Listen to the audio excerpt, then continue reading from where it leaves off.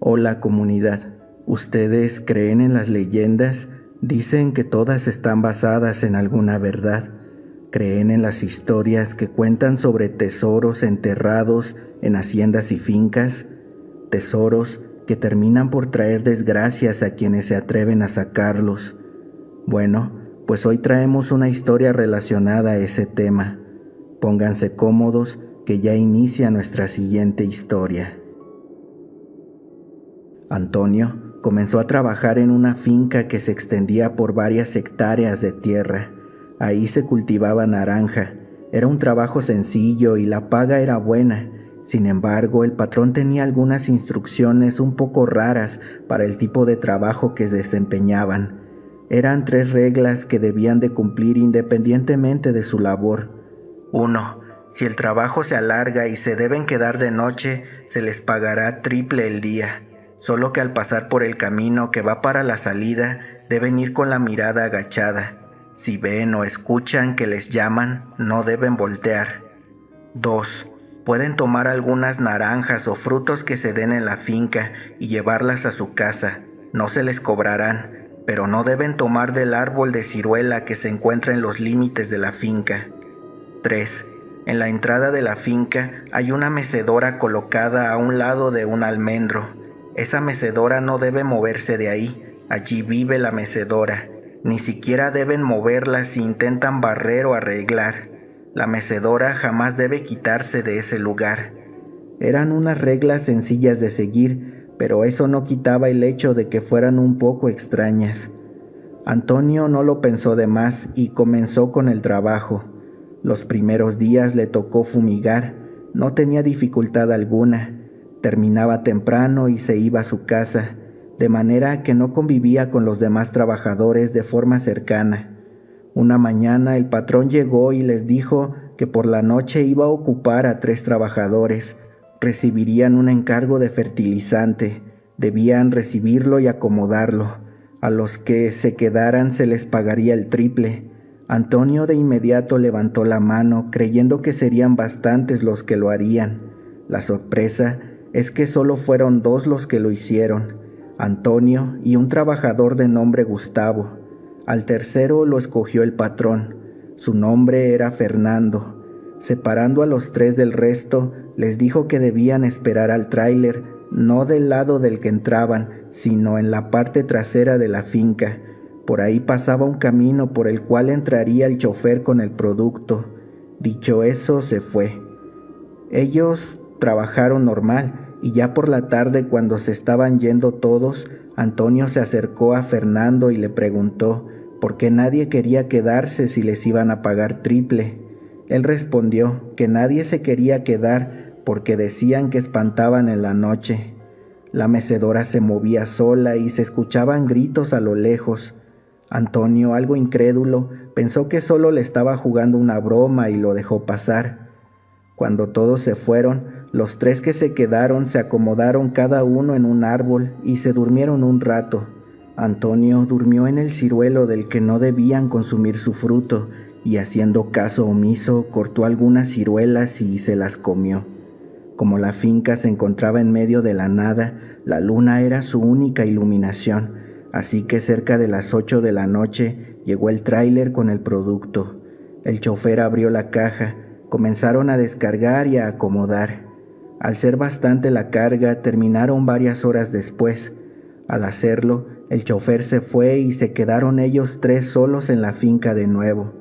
La oscuridad era total, salvo por la luz tenue de la luna que se filtraba a través de las hojas de los naranjos. El sonido del viento sería un susurro constante. El sereno se sentía como una capa fría y húmeda sobre los rostros de Antonio, Fernando y Gustavo. La sensación de humedad en el aire era palpable y casi pegajosa. Los sonidos de la noche, como los grillos y los murmullos de animales nocturnos, eran lo único que podían escuchar. Como ya era de madrugada, no se fueron a sus casas. Decidieron esperar ahí hasta que amaneciera, cumplir su jornada del día y retirarse. Antonio estaba acomodándose en un naranjo cuando percibió a lo lejos una luz muy fuerte. Era el árbol de ciruelo que estaba en llamas. Entonces alertó a Fernando y a Gustavo. Todos al ver el fuego corrieron para ver qué lo había provocado, pues creían que tal vez una pequeña chispa era la causante. Cuando estaban a pocos pasos del ciruelo, todos escucharon una voz que les dijo: «Si quieren el oro, este se encuentra enterrado al pie del ciruelo. Solo deben desenterrarlo sin ninguna envidia. Estará ahí para quienes lo saquen, pero si alguno empieza con envidias o deseos negativos, me los voy a llevar y junto con él al oro». Al escuchar esas palabras, los tres voltearon y vieron a alguien recargado en un naranjo. Al momento en que lo vieron, el fuego que rodeaba el ciruelo se apagó. Cuando se acercaron no tenía marcas o quemadura alguna, ni siquiera estaba caliente, y al voltear hacia donde les hablaron, ya no vieron a nadie. Luego de lo que habían visto, comenzaron a hablar entre ellos de cómo le harían para sacar el oro, pues el ciruelo estaba dentro de la finca y debían hacerlo sin que se diera cuenta el patrón o se los iba a quitar. Mientras hablaban de eso, Antonio les recordó que debían hacerlo sin envidias o no se llevarían nada. Luego acordaron que trabajarían de manera normal, cada quien se iría a su casa y por la noche regresarían del lado por donde llegó el tráiler, evitando con ello que algún trabajador los viera llegar. Así podrían excavar y llevárselo. Por la mañana se vieron, trabajaron normal y por la tarde al despedirse se recordaron el plan que tenían. Cada uno llevaría una pala y un costal para echar ahí el oro y huir, pues con eso ya no tendrían la necesidad de trabajar nunca más. La noche era oscura y silenciosa. Cuando llegaron al lugar donde descargaron el fertilizante, los tres hombres se dirigieron hacia el ciruelo, listos para empezar a cavar en busca del oro. Se turnaron para hacer el agujero, que tenía un diámetro de 1,5 metros, y así continuaron trabajando un buen rato. Mientras Antonio cavaba, se dio cuenta de que el agujero ya tenía poco más de 1 metro de profundidad. Empezó a preguntarse si no estaban cavando en el lugar equivocado. De repente, su pala chocó con algo sólido. Soltó un gemido de satisfacción y limpió la tierra de alrededor. Allí, en el fondo del agujero, algo brillaba débilmente a la luz de la luna. Agachándose para ver mejor, Antonio se dio cuenta de que había encontrado lo que parecía ser la esquina de un cofre de madera. El corazón le latía con fuerza mientras contemplaba la pieza y antes de comenzar a tener pensamientos egoístas, les habló a sus compañeros. Gustavo y Fernando se acercaron y vieron lo mismo que Antonio, y mientras éste les decía que lo ayudaran a sacar el cofre, Gustavo tomó la palabra. «Oigan, ¿y si lo sacamos mañana después de trabajar? Ya no tarda en amanecer. Además, ya estamos muy cansados. Así ponemos unos costales de fertilizantes por encima para tapar el agujero. Nos llevamos las palas por si acaso viene otro trabajador y que le dé curiosidad que haya palas aquí». Antonio y Fernando le dijeron: «Pero ya está aquí el cofre, hay que llevarlo con nosotros de una vez». Gustavo insistió en que lo dejaran ahí, que lo taparan y regresaran a la misma hora en que llegaron. No muy conformes le hicieron caso, agarraron sus palas y se fueron. Por la mañana llegó Antonio y poco después llegó Fernando. El que no llegó fue Gustavo. A lo largo del día intentaron buscarlo por si había llegado y no se dieron cuenta. Sin embargo, luego de un rato entendieron que no iba a volver. Discretamente y tratando de no ser vistos por sus demás compañeros de la finca, Antonio y Fernando se dirigieron hacia el ciruelo, temiendo que Gustavo haya regresado cuando los convenció de irse para quedarse con el cofre para él solo. Al llegar al agujero, sus sospechas se hicieron realidad, pues el agujero estaba destapado y los costales estaban hechos a un lado. Cuando se acercaron, vieron que a unos pasos estaba la pala que usó Gustavo. Estaba tirada, como si la hubieran aventado, y en los costales habían rastros como de sangre. Pensando que el cofre ya era viejo, al sacarlo alguna de las asas se pudo haber zafado lastimándole así la mano. Mientras Antonio veía que eran varios los costales que tenían sangre, Fernando tomó la pala que estaba tirada e intentó cavar, pues no parecía ser más profundo el agujero que como lo dejaron por la madrugada. Al dar un golpe con la pala en tierra, ésta rebotó y pareció sacar chispas. Extrañado le dijo a Antonio que fue como haber pegado con una piedra. Al mirar detenidamente, notaron que al fondo parecía haber una piedra grande, como si fuese una placa que cubría algo. Al buscar con la pala el final de la piedra, pero no encontraron nada. Tenían que excavar más, pero ellos estaban seguros de que el cofre se veía claro en la noche, justo donde estaba el agujero. Era evidente que algo más había ocurrido. Decepcionados, se fueron del lugar y terminaron su turno, pero como no sabían dónde vivía Gustavo, no pudieron ir a reclamarle o hacer algo al respecto, así que debían seguir trabajando con normalidad. Algunos días más tarde, Antonio vio a una mujer llorando que hablaba con el patrón. Él le dio un sobre y la mujer se retiró. Al no poder hacer preguntas, siguió con lo suyo. Horas después, mandó llamar a Antonio y Fernando. Cuando estos llegaron, les dijo: «Sé lo que hicieron hace unos días. No les voy a hacer nada por intentar llevarse el oro, pero sí necesito que hagan algo por mí. Hoy en la noche los veo frente al ciruelo. Traigan sus palas». Desconcertados y sin replicar, le respondieron que sí, que en la noche regresaban. Ahí fue cuando recordaron que nunca taparon el agujero. Cuando llegaron, encontraron al patrón sentado en una piedra a un lado del ciruelo y con un costal en la mano. Les dijo que taparan el agujero y que terminando hicieran otro a 13 pasos del ciruelo, mientras les contaba una historia. La noche que vinieron a llevarse el oro, yo los estaba mirando desde el monte. Vi cómo se prendió en llamas el ciruelo y cómo después de cavar un rato, ustedes dos se fueron.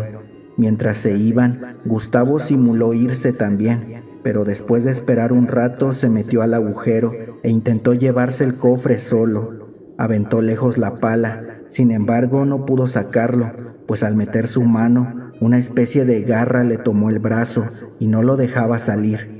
Gustavo daba grandes gritos de espanto. Luego de un rato, lo que sea que le haya agarrado el brazo, se lo cortó del codo hacia abajo, y mientras escapaba, hizo el reguero que ustedes vieron en los costales del fertilizante. Mientras les decía eso, ya habían terminado de tapar el agujero y ya estaban cavando el otro que les pidió hacer a 13 pasos. Este nuevo agujero no era muy profundo y pararon cuando sintieron que golpearon algo. Para esto su patrón ya se había levantado de la piedra y estaba a escasos pasos de ellos, y continuó. Gustavo, como pudo, salió corriendo hacia su casa dando grandes alaridos. Al llegar, su mujer lo vio muy mal e intentó curarle el brazo y el susto que llevaba, pero luego de unos días falleció. Por eso vino hoy a pedirme dinero para el entierro. Le di lo suficiente para que se fuera para siempre del pueblo luego de enterrarlo. Cuando terminó de contarles eso, tomó el costal que tenía en la mano, a la vez que les decía: «Miren, esto es lo que quedó del brazo de Gustavo», dijo sacándolo del costal. Era su brazo cercenado, el cual aventó al nuevo agujero y les hizo mirar hacia abajo. Al fondo podían ver algo, pero no era muy claro. No obstante, cuando pusieron más atención, pudieron ver que era el cuerpo de su patrón. Lo reconocieron por el bigote y por el saco que siempre usaba. No parecía tener mucho tiempo allí enterrado, pero si el señor estaba ahí, ¿quién o qué era lo que los había llevado a ese lugar? Ya comenzaba a oscurecer, pero cuando levantaron la mirada hacia donde se suponía que estaba su patrón, vieron una figura oscura y alargada, con rasgos humanos pero retorcidos, con unos ojos que brillaban en la oscuridad como dos brasas ardientes. Ellos podían sentir una presencia malvada, como si estuvieran frente a un ser demoníaco. De repente, la figura abrió su boca para revelar una sonrisa siniestra, dejando al descubierto unos dientes afilados como navajas.